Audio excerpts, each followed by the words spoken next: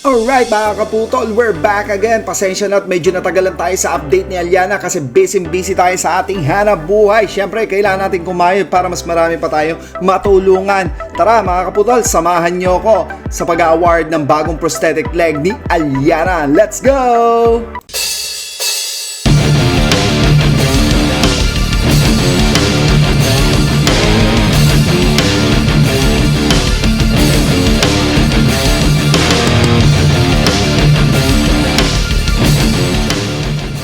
Alright, this is the day na pinakaiintay natin na ma-fit at ma-award na kay Aliana ang kanyang bagong prosthetic leg. Kaya kami bumiyahe na kagad papuntang Florida Blanca sa Espo Care.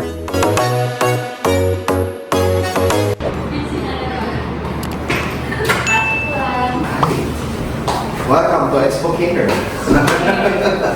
Basta, wow. Yan. Ang gaano? No. Oh, wag mong pamalo. Ang gaano? Pero ang gaan niya compare dun sa doon sa prosthetic leg ni Yana ngayon. Yan, shoutout ka na sir, oh. Yan, oh, mga tagapagpalakad ng mga putol. So, ito talaga yung original plan namin ni Sir Edgar. Pero dahil nga sa height requirement, hindi talaga siya papasok. Alright? Kasi ito yung Oo. So, actually, naka-reserve na to kay Aliana pag tumangkad siya. So, nandyan lang yan, sir. Grabe, 2 cm pa yung kailangan. Grabe, hindi tinipid. Alam niyo na kung anong brand yan, hindi ko na ipagsisigawan. So, ayan mga kaputol, makapag-chinelas na si Aliana.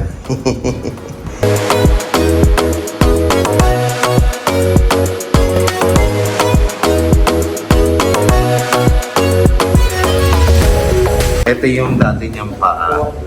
Teka nga. Bigat Bigat Yan. At ayan na ang proseso para maging fit at lapat sa lakad at height ni Aliana ang kanyang bagong prosthetic leg. Ganyang masinsin na binubusisi ni Sir Edgar ng Espo Care para maging maayos ang lakad. Kapag masakit, sabihin mo huwag kang mahiya ha. Kasi hindi ka paalisin dito hanggat masakit yan.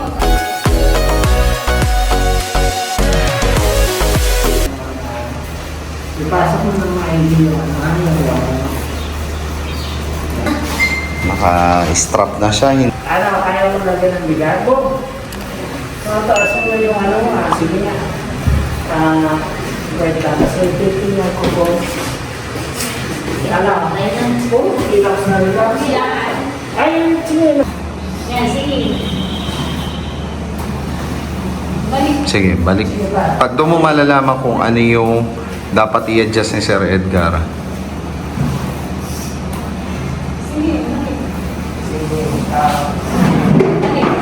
Masyado siya nasanay na parang umiika siya, no? Yan ang sabi niya.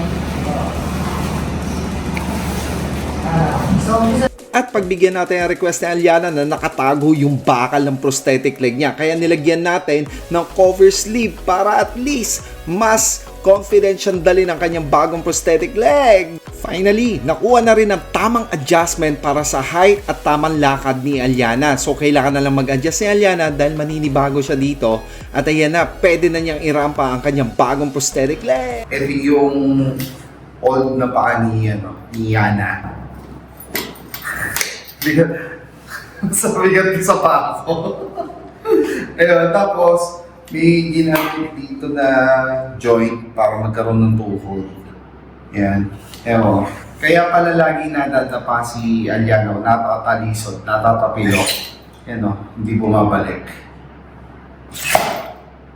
Ayan. So, yun yung iniwasan natin kasi hindi pa sapat yung height ni Aliana dun sa talagang original na plano namin ni Sir Edgar ng Espo Care. So, that's why samantala yung straight muna para ma-master, pumatay muna yung bewang niya, yung balakang niya, yung lakad niya, maayos sa muna bago tayo mag-upgrade nung talagang nakadesign sa akin. Pero totoo rin, nandyan lang. Pag tumangkad si Aliana, sa kanya to. Kaya patangkad ka ha. Kumain ka lagi ng Star Market. Pag gumanon na, wala na. Bagsak mo si Yana. Tama ba? Tama ba? Babagsak na po siya. Yan. So, tapos mas maikli na kasi nakalain mo tumangkad pala si Yana. Kaya Alright, finally, ayan na, nakafit na kay Aliana kanyang bagong prosthetic leg. So may mga konting adjustment na lang para kay Aliana hanggang sa magamay niya uli ito. Then after 2 weeks, babalikan namin siya ni Espocare para makita pa kung ano pa yung mga kailangan i-adjust sa kanyang bagong prosthetic leg. alright, so practicein mo siya ha. After 2 weeks, evaluate uli natin yan ha. Alright. Kaya siya nahihirapan maglakad oh. Yung strap nung chinelas niya. So sige, tara. Palitan na natin. Ang trabaho medyo mahirap pero pag nakikita naman natin ang ating mga nagagawa ng prosthesis, masaya na bumabalik sa normal yung kanilang buhay. Worth it naman yung pagod natin. So tuloy-tuloy lang tayo. Maraming salamat mga kaputo. Salamat Kuya Edgar. The best partner sa pagtulong sa mga katulad natin na amputee. Grabe, hindi naman tayo tatagal ng 14 years dito sa Espocare kay Sir Edgar kung hindi tayo happy and satisfied. Kasi naniniwala ako kapag maayos at quality ang prosthetic leg mo, you can do more, you can be productive at kaya mo pa rin ito para mga pangarap mo. Alright, adjustment period starts now para kay Aliana sa kanyang bagong prosthetic leg. Balikan natin siya after 2 weeks. Alright! Thank you po. Kumagpasalamat din eh. Okay lang mo. Finally, yan. Nakita na natin magandang ngiti ni Aliana. Alright, so yan. Oh, yan. Like yung pinangako natin na Crocs. Yan, nandyan na. So mga kaputol, hindi ko naman pinopromote ang Crocs. Pero matibay talaga siya para sa mga kaputol na tulad namin. O, di ba? So yan, kamusta ka naman ngayon, Aliana? After few weeks of using your new prosthetic leg. Okay lang. So, kamusta naman yung paglalakad mo? Natitisod ka pa ba? Hindi naman. Yan. So, ngayon, actually, yun nga mga kaputol, kasama din natin ang kanyang mami. Hello po.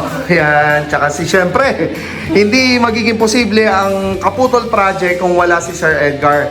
And actually, dumayo pa siya dito sa Malolos, Bulacan para ma-check din natin kasi medyo parang may kumikirot. Tama, Dito daw sa So may kumikirot ng konti, parang nagagasgas na yung ganon. So yun, so chinek na rin ni Sir Edgar. Siyempre, kung magbibigay na lang din naman kami ni Sir Edgar, make sure namin na quality, di ba? Nagkaroon siya ng konting parang dahil sa adjustment siguro ng fitting. Pero sir, may mga kailangan pa bang baguhin if ever? Sa ngayon, base dun sa kasi tinesting ko sir, medyo yun dito po Okay na. Yeah. dito siya ito pa sa may space naman, dahil siguro hindi siya nag-medyas at saka so may konting play lang dun sa loob. Pero sir, required na may medyas ba? Yes sir, mas Required. O yan, Aliana, required ha. Ayaw na mag-medyas si Aliana eh. by the end of the year or early next year, siguro mag-adjust tayo ng height na. Yes. Height.